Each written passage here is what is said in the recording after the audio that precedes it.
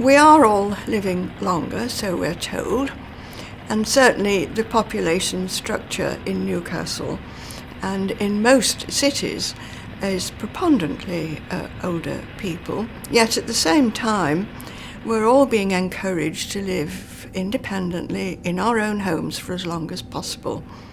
There's a wide range of older people, and if you start with older people in the 50s, their needs are not necessarily the same as the 90s, and even between the 60s and the 70s there are different needs, and therefore I've grown to learn that there is a wider perspective than just the thinking of older people in one block. I think the compact nature of Newcastle means that we often have rather crowded city centres. We do need to be able to get out and about in our environment. I don't think the planning system actually took older people into account at all. If something was happening in your particular neighbourhood that you didn't like, you got involved perhaps in an action group, but nothing specifically for looking at any older people's issues, basically.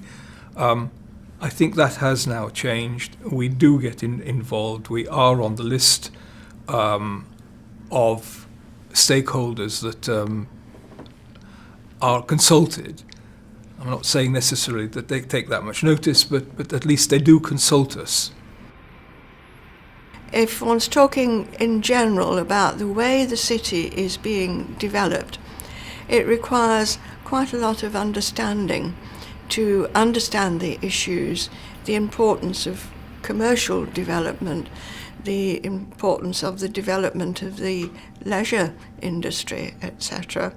But our point is always that we must try to continue to make it an older person friendly city, not just a party city or a shopping centre.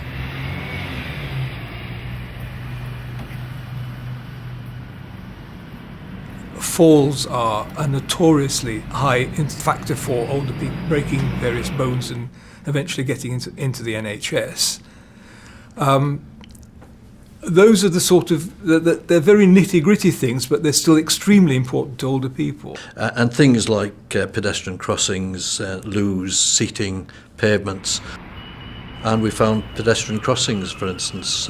We came up with a project called Beat the Green Man, which challenges us all to try and beat the green man. And to be perfectly honest, if you're walking at a normal pace, it's quite difficult. The evidence is absolutely crucial. You have to have, you cannot just go along and say, we think that. You've got to be able to show this is what we found through our research, basically. At the same time, we've also demonstrated that older people are not just passive recipients of health and social care services, but are active citizens. The Elders Council's been going for 10 years now, and it's taken jolly nearly that 10 years to actually make a mark on the city. I've often wondered about whether one might get further through some kind of direct action. Instead of putting forward our usual 7 factors that we felt affected people, we turned that into a sketch that made fun. It was a sort of slightly satirical take on this. So we devised the Elders Council Out and About kit, all the things that you needed when you were going into the city.